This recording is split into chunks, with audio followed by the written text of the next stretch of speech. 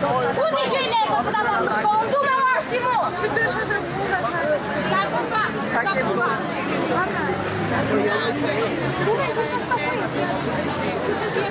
Tini ka shmur të të të shkoj ka ata që janë brenda parlament. Imuniteti që e popull, ata nuk u marrojnë popull. Ata janë kapu pa privati. Nësa të rrëmë se si të rrëmë, se ju fion kapu. Si s'ka problem, ore ka shumë problem, nuk duat kaloj, veni të kaloj. Ore, keni zaptuar apsirë publike, në alini të kaloj, nuk keni të rritur hyni fare. Karanake. Në Republikën e Shqipërisë, arrestohen studentët që protestojnë kundër ligjit të arsimit të lartë, që rritarimet studentore zonë talent e Universitetit të Republikës Këtu! Okej. Policia universiteta.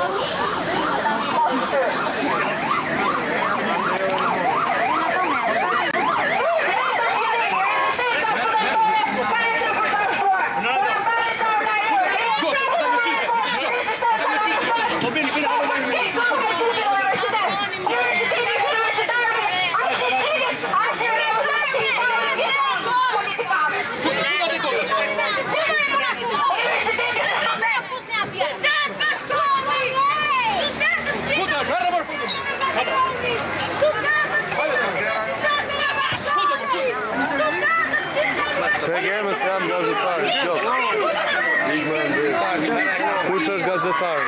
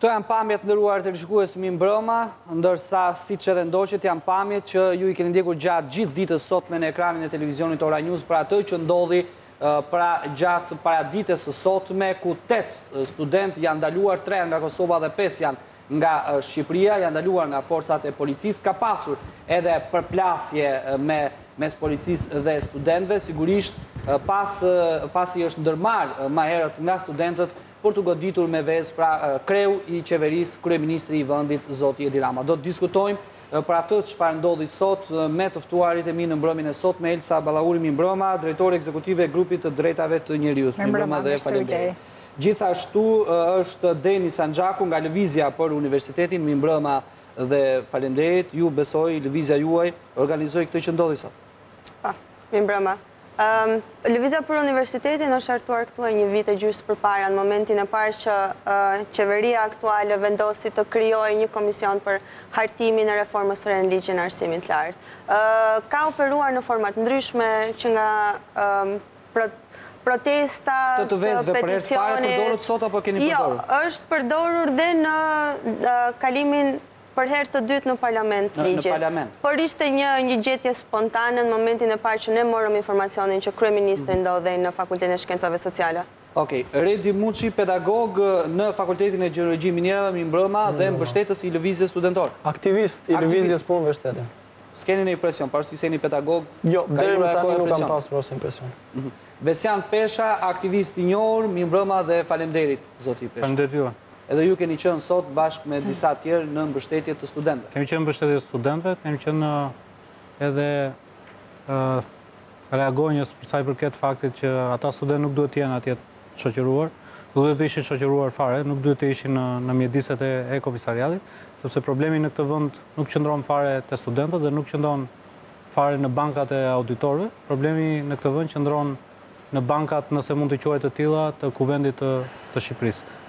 Dhe ata që janë atë një pjesë e mirë e tyre ndoshta duhet të këmbehen sot me studentë. Deni, ishte programuar kjo që ndodhi sot apo spontanisht mësuat se kryeministri do të ishte te shkencat sociale dhe kolegët tuaj bën atë gest sot ndaj kreut qeverisë? Ky ishte një reagim spontan në momentin e parë që ne morëm informacionin për një tryezë me dyert të mbyllura të kryeministrit. 30-40 minuta para se të realizohej ky takim me biznesin e vogël, kam përshtypjen. Në momentin që organizohet një takim i tillë në hapësira publike universitare me biznesmen, ndërkohë që lëvizja universitare që konsiston në një shumësi universitar, studentë dhe pedagog bashkë që kanë si linjë kryesore të tyre kundërshtinë e reformës apo të ligjit të sapomiratuar për arsimin e lartë, kanë bërë përpjekje të vazhdueshme për të fituar vëmendjen e autoriteteve përkatëse, qoftë Ministrisë së Arsimit, qoftë kryeministrisë, me peticione, me protesta, me deklarata të vazhdueshme në media, tryeza të hapura njërin tjetrën. Dhe këtë vëmendje ne nuk e kemi marrë asnjëherë nga natyra. Fillimisht jemi injoruar dhe më pas distancuar me një lloj arogance si student që i ndjekës të Partisë Demokratike, të Shqupit, apo shumë çka tjetër që është thënë nga... Kush proteston në këtë vend është gjithmonë me opozitën. Si sot, si djes, edhe dje kështu thuhesh. Ka gjithmonë një lloj kështu damkimi të aktivistit politik, gjë që ka ndodhur edhe me studentët dhe pedagogët aktivistë të lëvizjes për universitetin. Studentët që u informuan për takimin e sotëm, me të drejtë u revoltuan për një tryezë të mbyllur përsa kohë që askush, përsa kohë kërkesat e tyre kishin rënë gjithmonë në vesh të shurdhët.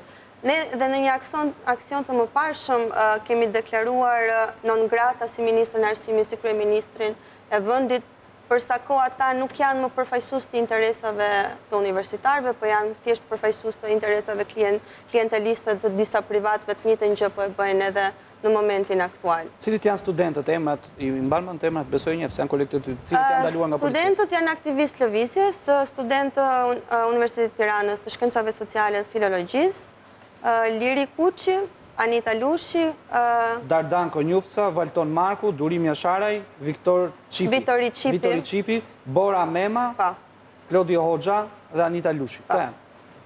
Tre për tyre janë studentë Universitetit Prishtinës, të cilët u ndodhën rastësisht në Tiranë. E pa, ata e kanë si sepse në Kosovë ka përdorur lëvizja në Kosovë, vetëvendosja apo dhe lëvizje tjerë përdorin shumë, apo e besim? Vetëvendosja, po, vetëvendosja përdor këtë të vezve. Po, unë besoj që veza nuk është shpike asnjë organizate, është një mjet që është përdorur ka hera si një mjet të reagonjës i fort, le të themi, më i fort se fjala.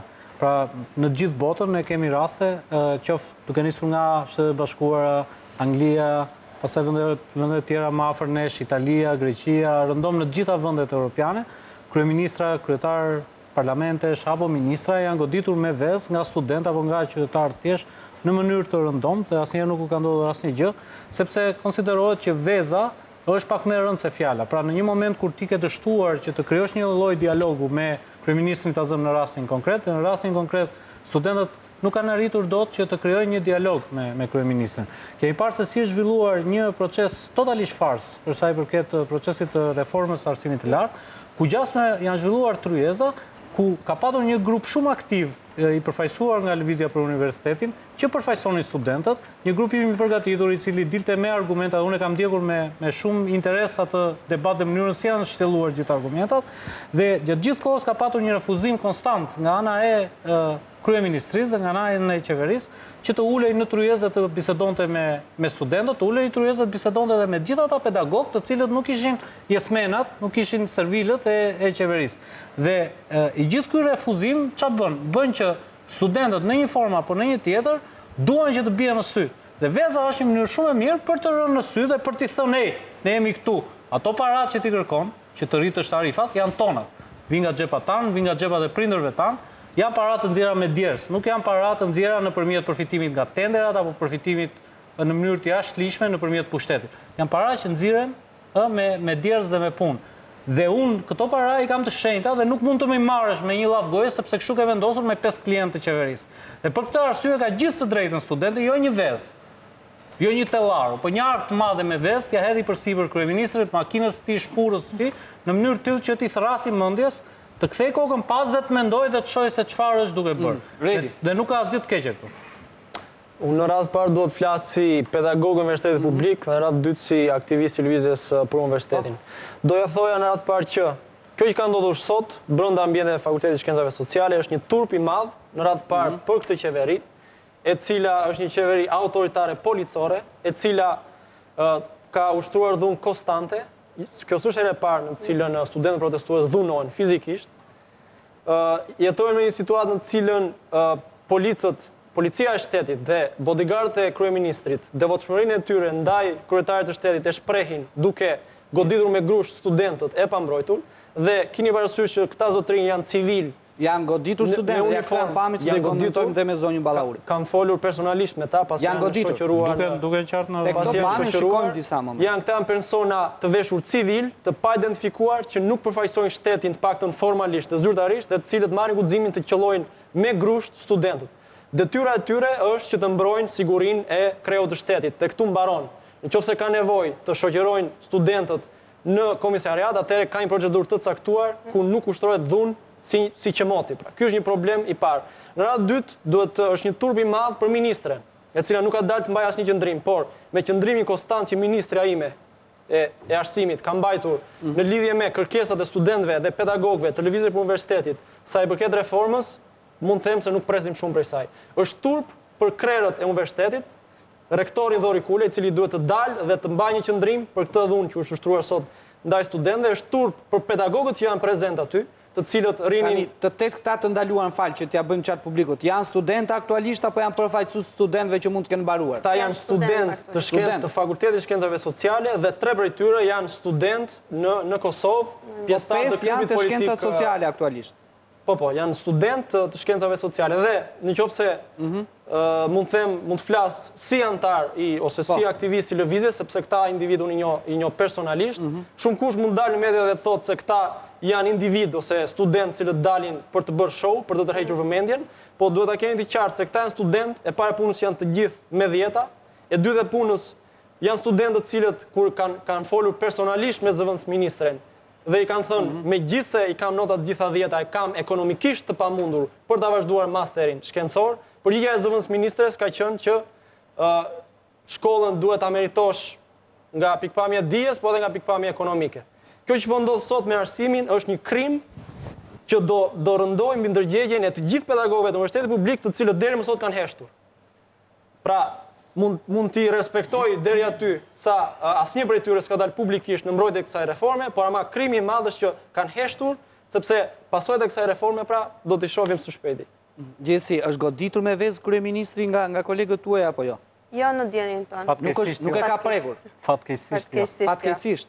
Pse fatkeqësisht? Duhet të ishte goditur. Sepse meriton 1-1, po meriton e thash, një ark me vezë, që t'i bjerë Vikok, për 1 milion arsye për mënyrën se si janë duke ecur gjërat në këtë vend, sepse asnjë gjë nuk është duke ecur mirë në këtë vend, duke filluar që nga ekonomia, e cila është për i bret, dhe kemi mira familje të cilat përvojnë për bukën e gojës, duke vazhduar, po dhe kjo është një çështje ekonomike, sepse nga njëra anë ekonomia është në rënje të lirë dhe janë me mira familje të cilat vuajnë, dhe nga ana tjetër një prej detyrave kryesore që ka çdo familje që të shkollojë fëmijët e saj, dhe kjo për shqiptarët sidomos është primare, edukimi i lartë, çfarë bën me një reformë që kalon rrit tarifat dhe e rrit kostot dhe e bën edhe shkollimin e lartë e bën preferencial. Pra vetëm ata njerëz cilët kanë potencë ekonomike do të mund që të shkollohen nesër, pjesa tjetër duhet që të mbeten ignorant dhe nuk kanë më akses në një të drejtë të madhe universale siç është arsimi i lartë. Dhe për këtë e them përsëri, nuk meriton një kokër vezë, as dy, po meriton një ark me vezë mbi kokë, sepse këto janë gjërat cilat e lën vendin tonë, e lën prapambetje. Qofse e shohim thjesht shumë, mund të jetë na duket sikur është problemi i disa studentëve. Ky nuk është problemi i disa studentëve. Ky është problemi i gjitha familjeve shqiptare. Edhe të atyre që përballen sot me tarifat e larta të rritura, janë ato që do të përballen nesër, dhe ata të cilët ndoshta nuk i kanë ende fëmijët për universitet, i kanë për gjimnaze apo i kanë 8 vjeçare, po do të përballen me këto lloj tarifash nesër, ndërkohë që ekonomia sa vete dhe shkon më të poshtë. Pra të ardhurat janë më të pakta, tarifat më të larta, kjo situatë ka për t'i vënë në vështirësi. Ajo vezë atje, për mendimin tim, nuk ka qenë një vezë që ka shkuar vetëm nga studentët, por ka shkuar në emër të gjitha këtyre familjeve, të cilat faktikisht do të fillojnë të bajnë vezë në xhep. Personalisht nuk mendoj se është e rëndësishme të diskutojmë me preku apo se preku veza, kush e hodhi vezën, ndoshta edhe për të vendosur gishtin midis personave pjesëmarrës në këtë aksion. E rëndësishme është fakti që studentët sot janë detyruar që të ndërmarrin aksione të tilla për të treguar që po ju mohohet një drejtë siç që është e drejta për arsim. Po dëgjojmë deklaratat e studentëve pjesëmarrës në këtë aksion, apo dhe të lexojmë deklaratat vazhdueshme të lëvizjes për universitetin. Kjo është linja kryesore që ne jemi duke mbajtur.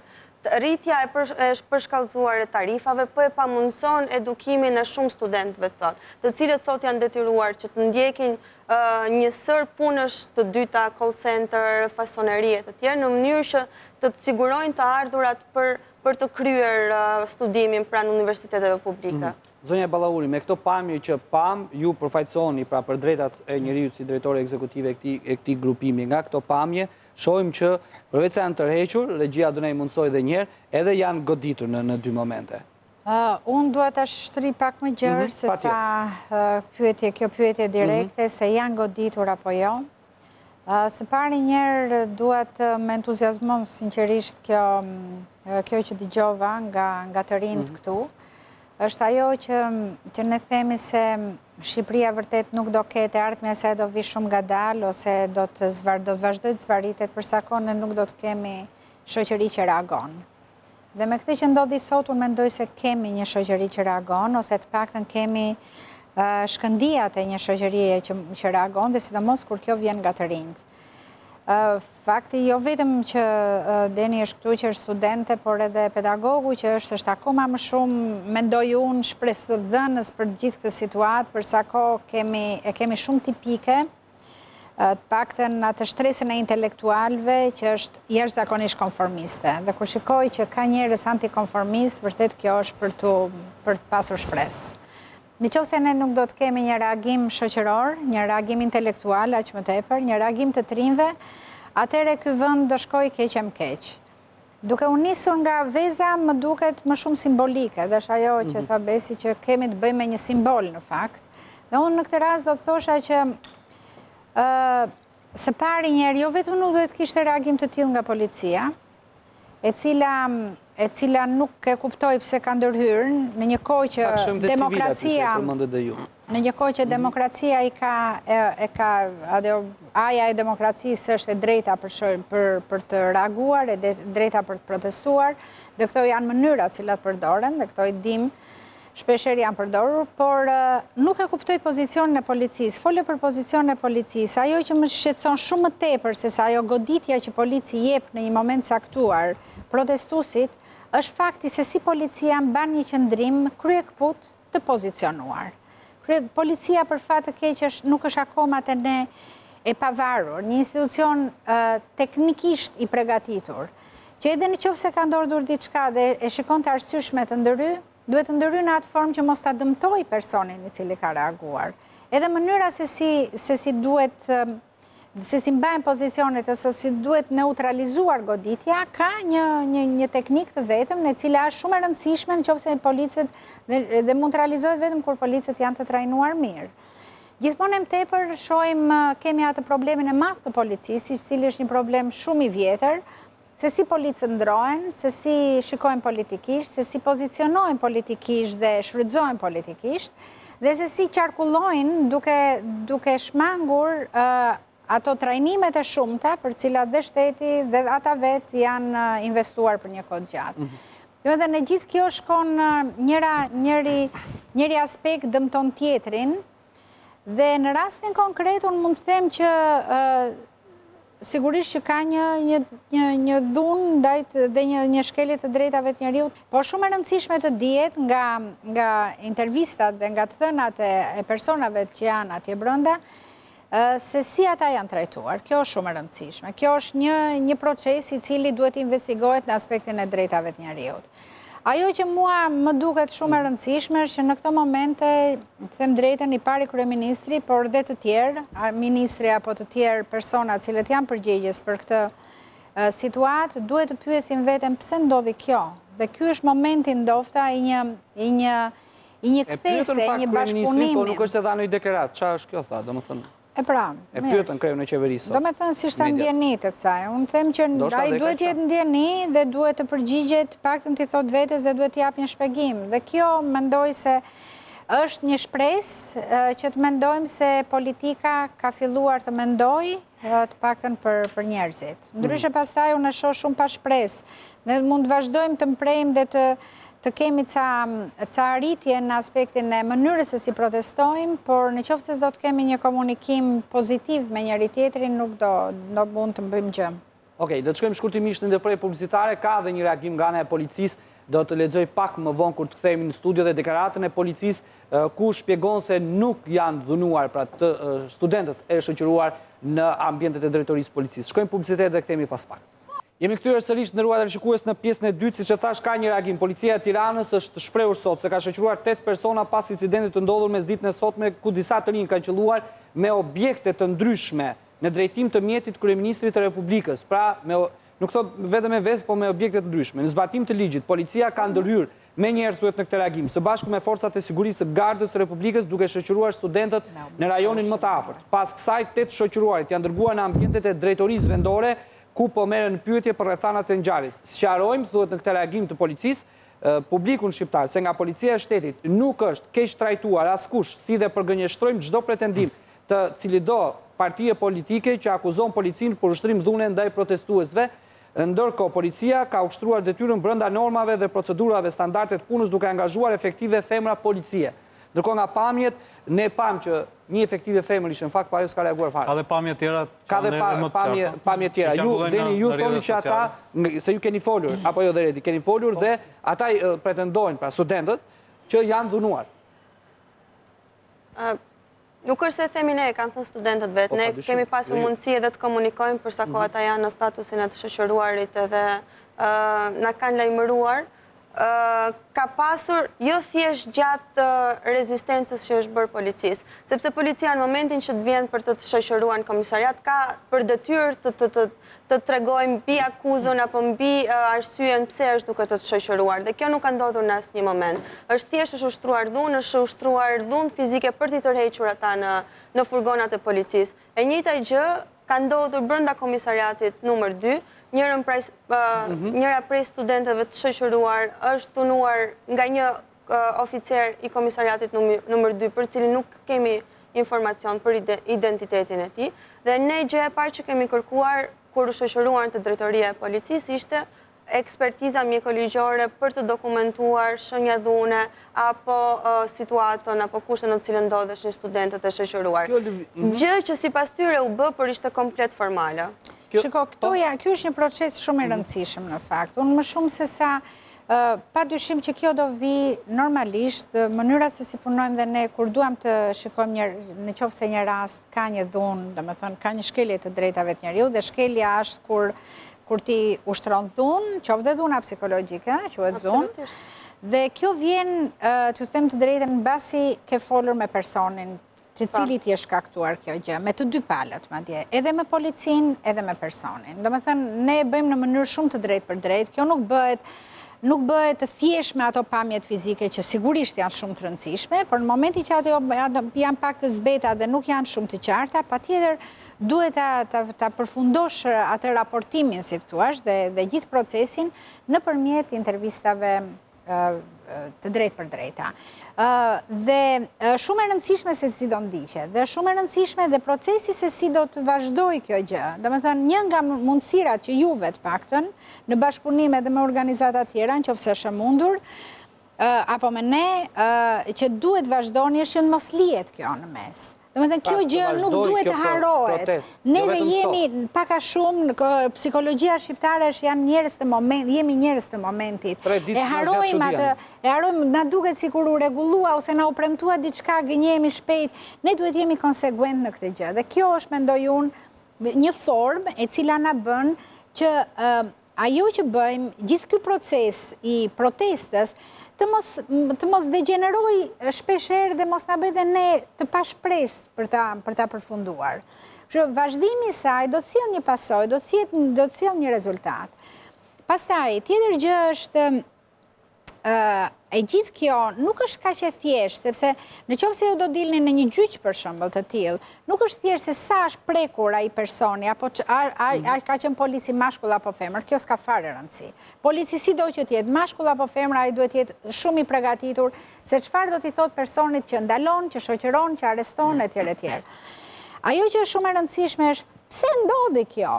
Ç'është kjo polici e pozicionuar? A është normale që në një protest rinore, në një protest qytetare, policia të fus njerëz në burg edhe t'i mbajë ata me orë të tëra duke krijuar panik? Okej, dalim tani tjetër tani, të bëj dhe unë një rol tjetër, po është normale të goditet kryeministri një vendi e mos ndryjë gardë për shkak të policisë? Shiko, kjo është në një farë mënyrë normale. Pse protestat që shikojmë në botë, të cilat janë të gjitha duke hedhur gur, duke hedhur sende të ndryshme ndaj një institucioni apo. Ose do ishte godit kryeministri jo me vezë, se veza nuk është se vriste, po të ishte godit si Berlusconi që godit një në fushat, atëherë të gjithë do thonim që ne s'kemi polici, nuk ruajti dot kryeministrin, ë? Jo, nuk është kjo. Apo nuk është kjo.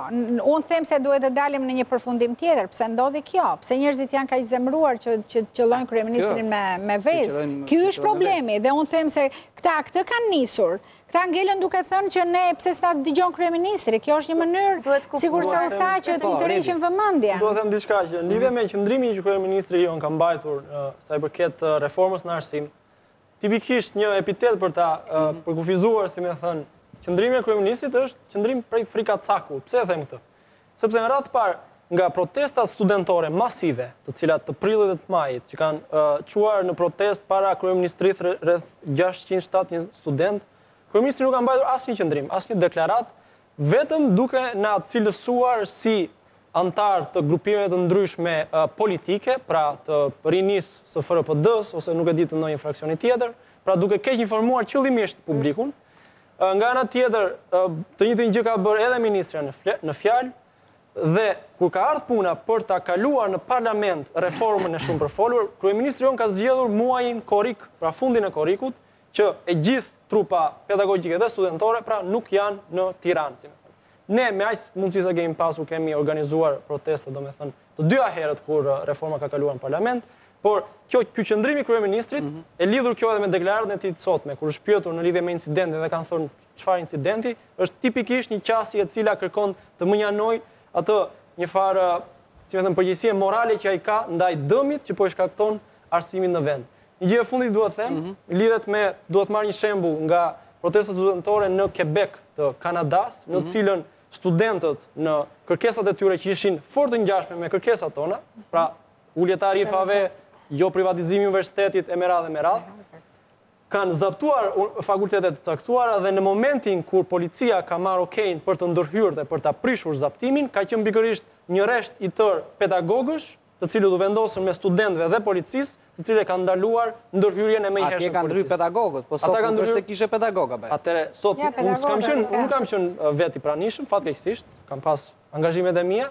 Po pedagogë të tjerë atje sa ajo u zhvillua tek fakulteti, kështu që problemi për mendimin tim është nga i qëndrimit që kanë mbajtur kolegët e mi në mënyrë konstante, jo vetëm për ngjarjen e sotme, por siç e përmenda pak më parë për reformën përgjithësi. Mungesa e vëmendjes që në përgjithësi qeveritë tona kanë, se kjo është një gjë e përsëritur, është një roman, një libër që e kemi lexuar dhe kemi parë shpeshherë, që kanë ndaj kërkesave të grupeve të shoqërisë, grupeve të ndryshme, cilët protestojnë, është jashtëzakonisht e rëndë. Domethënë mungesa e vëmendjes, mungesa e përgjegjësive që ata kanë, dhe unë them se ky është një rast shumë i mirë që i bën këta të rinj të paktën që t'ju thonë qeverisë, shiko, hajde na dëgjoni në një formë, na respektoni të paktën, na u përgjigjni.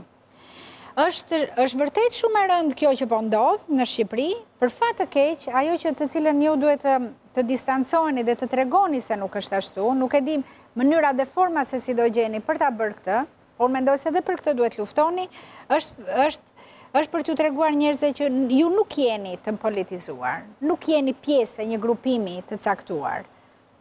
Kjo është shumë e rëndësishme, se në qoftë se do ishte ashtu, pastaj ndrohen keq kuptimet e tilla bëjnë. Ne kemi bërë pas çdo proteste, kreu i opozitës ka dalë dhe na ka përgëzuar dhe e menjëhershme ka qenë në çdo rast përgjigjja jonë, ku e kemi denoncuar faktin që kjo si reformë ka nisur që në Kongo në pushtet ishte pikërisht Sali Berisha. Pra, ai e nisi, nuk e përfundoi, e mori vala e qeverisë së dytë dhe e çoi deri në fund. Pra, kështu që ne nuk kemi kërkuar në asnjë moment ndihmën e tyre, por nga ana tjetër e kemi denoncuar publikisht. Pra, unë besoj që ka sa vetë bëhet më shumë e qartë për qytetarët shqiptar, me që jemi këtu te ky kompleks i politizimit. Sa vetë bëhet më e qartë për qytetarët shqiptar që kur vjen puna për të mbajtur monopolin e diskursit publik dhe politik, të dyja partitë e mëdha kanë një dakordsi të menjëhershme që domeni të ngelet brenda tyre. Pra, Partia Socialiste do që ta ketë debatin vetëm me Partinë Demokratike dhe Partia Demokratike do që ta ketë debatin vetëm me Partinë Socialiste. Dhe kjo reflektohet fatkeqësisht edhe në deklaratat që bëjnë institucionet të cilat me ligj, me kushtetut duhet të jenë të depolitizuara, siç është institucioni i policisë, që po ta lexoni deklaratën, jep xhevap një partie politike e cila nuk ka folur fare. Ndoshta ose ka folur mbas deklaratës së policisë ose nuk e di çfarë mund të ketë. Ka folur opozita. Por ndërkohë që rrjetet sociale, aty ku flasin qytetarët, dhe fatmirësisht sot i kemi, se deri në dia nuk i kemi patur, rrjetet sociale kanë nxjerrë me qindra video ku tregohet qartazi që një polic i vë dorën në fyt një studenti të pafajshëm. Ku ke pamje tjera të cilat një vajzë bie në shesh dhe të rriqet zvar nga bodyguardi i kryeministrit që nuk ka punë të preki me dorë, jo studentin, po as edhe një lloj qytetari i cili nuk cënon sigurinë fizike të kryeministrit. Dhe pamje tjera dhune që studentët merren zvar që të futen në makina. Dhe policia çfarë bën? Në vend që t'i kthejë përgjigje qytetarëve, në vend që t'i kthejë përgjigje studentëve, sepse fund ditës rrogën mund të rastisi po të bëjmë një kalkulim që ata njerëzit që janë tërhequr zvar sot, me taksat e tyre paguajnë rrogat e të njëjtëve policë që i kanë tërhequr zvar. Dhe nuk i paguajnë taksat dhe nuk i paguajnë rrogat e tyre që ata të bëjnë këtë punë, por i paguajnë që ata të ruajnë sigurinë e tyre. Çfarë bën policia? Në vend që t'ju japi xhevap këtyre njerëzve, pra t'ju japi xhevap rrjeteve sociale, pamjeve, fakteve, ato që e shohin të gjithë qytetarët shqiptar dhe kanë mundësi ta aksesojnë sot, sepse fatmirësisht rrjetet nuk i kontrollon asnjëri dhe janë të lira. Policia jep xhevap një partie politike, sepse do pret një përgjigje nga partia politike dhe të vazhdojnë kështu ping-pongun. Dhe në këtë kontekst është krijuar edhe ky kompleksi që ju e përmendët dhe që e kemi gjithë ne, që se mos na afiliojmë me ndonjë parti, po le të na afiliojnë, punë e madhe.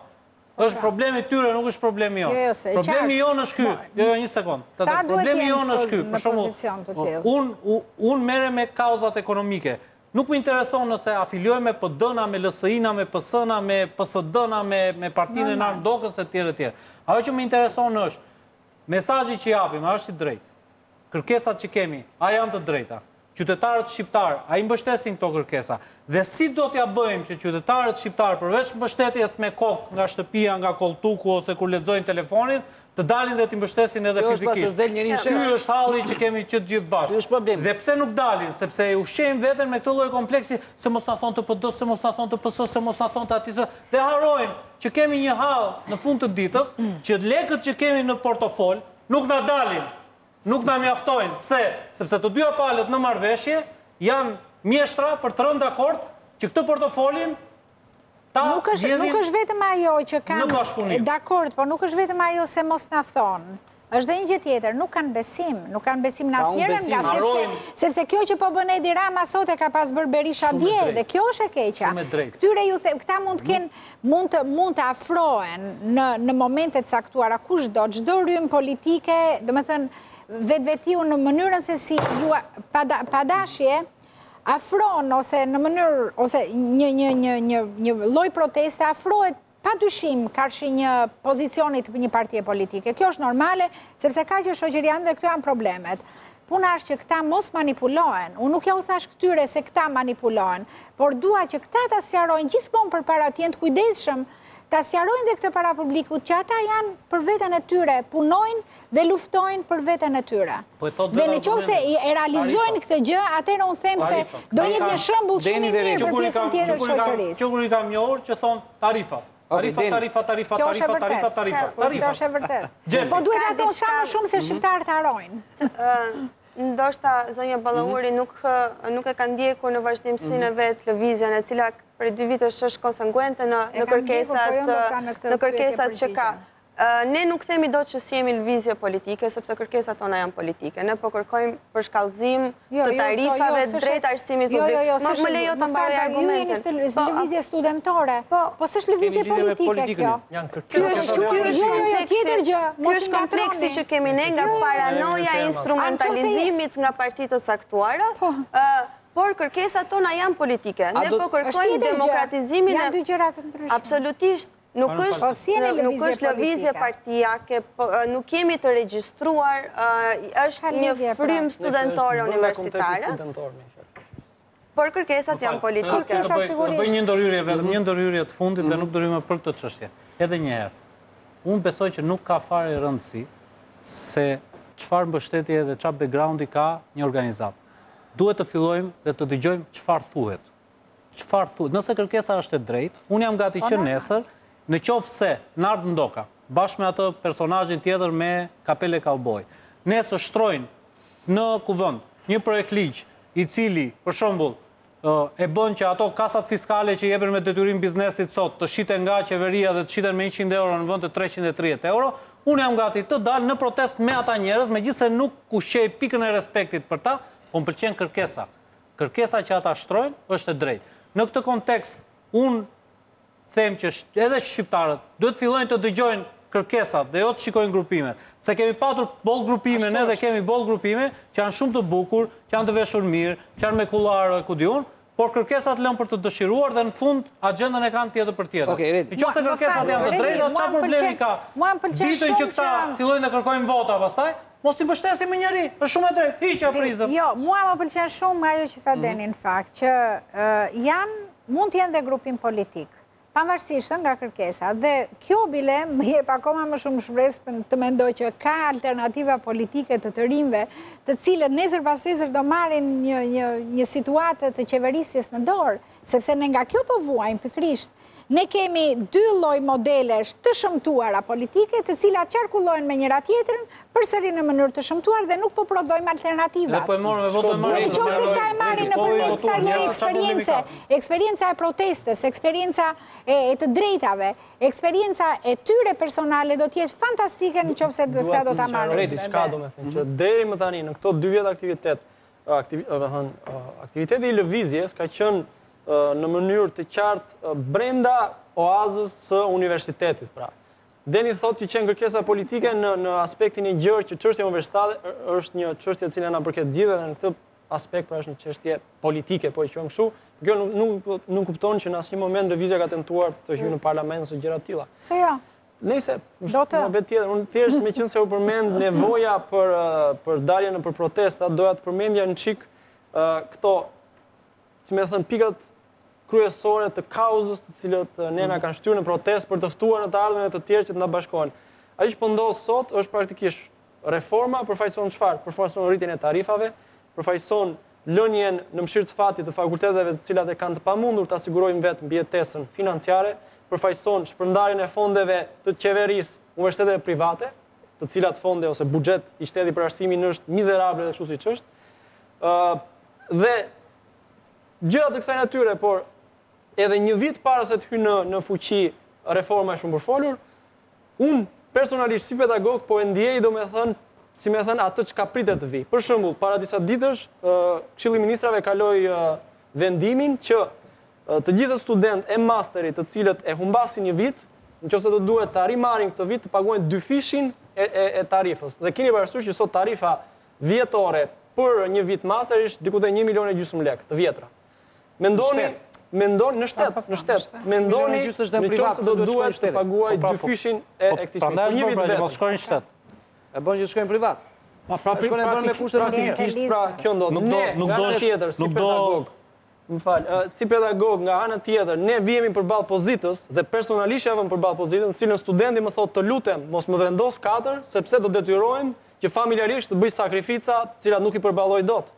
Pra, janë gjëra në kushtet mizerabël në cilët ndodhen studentët tanë. Shkoni dhe shihni konviktet në të cilat jetojnë. Hajdeni dhe shihni sallat në të cilën ne detyrohemi të bëjmë mësim në kohë dimri, domethënë të ftohtë. Shkoni shihni gjendjen e laboratorëve në cilët supozohet se duhet bëjmë mësim. Janë kushte domethënë të lëna pasdore prej dekadash, prej 25 vjetësh tashmë.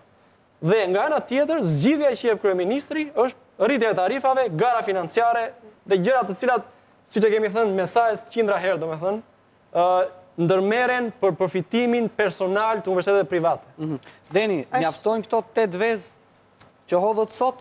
Do të vazhdoni nesër? Do të vazhdoni të njëjtën? Kush ta tha numrin? Do të vazhdoni 8 vezë nisa e vuri nga 1 për persona, mendova se cili ka pas ndonjë vezë. Është shumë e rëndësishme të kuptojmë kontekstin social-ekonomik në cilin veprojnë, studiojnë, jetojnë studentët në Shqipëri.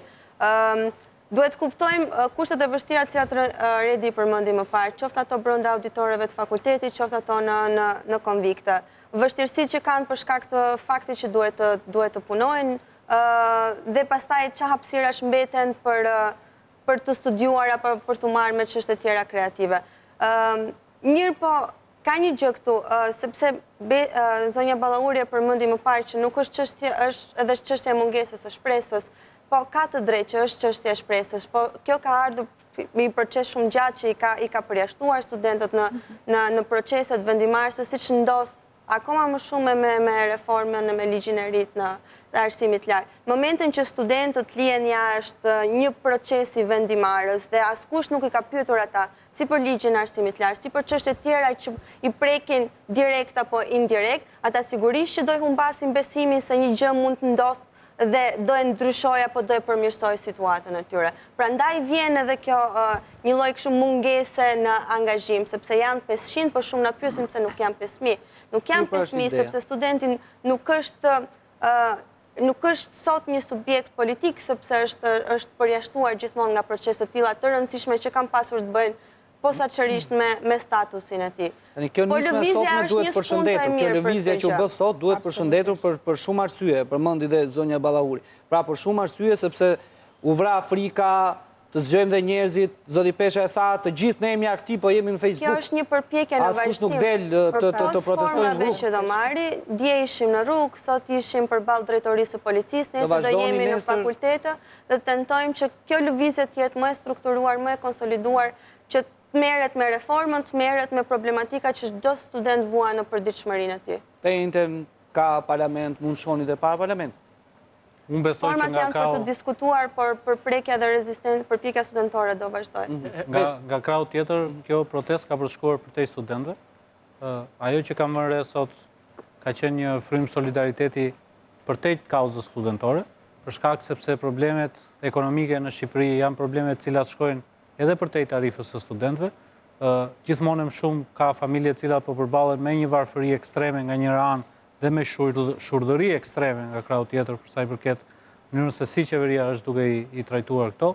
kemi qindra raste njerëzish cilët arrestohen dhe shkojnë burg sepse kanë pamundësi për të siguruar ngrohje apo një ndriçim për fëmijën e tyre të sëmurë apo për familjen e tyre e cila nuk ka mundësi, me qindra raste ku bizneset vogla janë penalizuar edhe pa të drejtë siç e pranoi edhe kryeministri sot, e tha po i kemi rënë qaf njerëzve, ndërkohë që ata njerëz ose kanë bërë burg ose kanë marrë gjoba 5 milionëshe dhe janë detyruar që të mbyllin, ose është sekuestruar totalisht malli i atij biznesit ngritur me gjak, i cili siguronte bukën e fëmijëve dhe siguronte edhe ato parat për këto tarifat studentore të cilat janë të rritura, apo gjithë ato para që u ka marrë me dhunë për kasat fiskale, gjithë atyre njerëzve të cilët ushtrojnë zanate dhe dje Papik Turpi u tha që nuk ju duhen më kasat fiskale sepse unë do t'ju përjashtoj nga ajo. Pra, të dalë të thelbi. Të gjithë këta njerëz sot janë solidarizuar me studentët, sepse fuqinë të cilën nuk e kanë gjetur dot asnjëri për të bërë një gjest të tillë, sot e kanë të materializuar te disa studentë. Dhe ata studentë sot nuk kanë qenë thjesht studentë që protestonin për kauzën e tyre, por ata kanë qenë simboli i protestës së gjithë atyre shqiptarëve, të cilët këto 2 vite janë duke vuajtur një qeverisje e cila i ka drejtuar të gjitha tytat e saj karshi më të dobëtit dhe nga krau tjetër është duke bashkëpunuar me më të fortët që t'i marrin edhe kacidhen e fundit tyre të parëve për të pasuruar këta. Ndërkohë përsa i përket, kanë qenë prindrit e studentëve sot përpara komisariat të drejtoria? Po. Si kanë qenë reagimet? Po, reagimet kanë qenë normalisht. Jemi përpjekur sa kemi mundur që t'i qetësojmë për faktin se studentët nuk mund të akuzohen me ndonjë unë të paktën, domethënë penalisht nuk është se kanë bërë ndonjë shkelje penale, si më thënë nuk është ndonjë akt i cili s'ka ndodhur herë tjetër, është thjesht shprehje e vullnetit të tyre të mospajtimit me këtë gjest të kryeministrit, i cili për më tepër ka guximin që me grupin e tij të biznesmenëve të shkojë brenda Fakultetit të Shkencave Sociale dhe të bëjë një farë prezantimi se si këta biznesmen nesër do jenë praktikisht zotërues të universitetit publik, pra. Dhe reagimi është jo vetëm legjitim, po është më se legjitim. Okej. Ajo që është e frikshme për mendimin tim, që po vazhdon në mënyrë shumë të hapur në Shqipëri, është se si politika i lëviz të gjitha institucionet e këtij vendi. Dhe se si qeveria që është në pushtet gjithmonë, me atë kapistrën e frikës, apo të asaj varësisë të shëmtuar, i bën edhe institucionet tilla si policia, apo institucionet tjera të jenë gjithmonë të varura dhe të jenë lepepeqe karshi politikave. Gjë që është shumë e frikshme dhe që na bën ne të mos ta kemi shumë vështirë dhe ju po ashtu, shumë vështirë të kuptojmë që demokracia nuk është kështu dhe po bëjmë gabime të mëdha. Okej. Kemi mbritur në fund të nderuar shikues për mbrëmjen e sotme, do ta mbyllja me këtë që shikoni me i foto të protestës ditës sotme që shkonin në ekran, 1 vezë sot dhe 100 nesër. Jo vetëm për këtë rast që ndodhi sot, por për çfarë do lloj rasti ku shkelen të drejtat e njerëzit, ku shkelet mbi qytetarët e këtij vendi. Pikërisht me këtë mesazh që e ndoqim në këtë moment po e mbyll, falenderoj të ftuarit, faleminderit, ishte kënaqësi që diskutuam mbrëmjen e sotme, ndajemi këtu, bashkë do takohemi në emisionin e radhës. Mirë takofsh.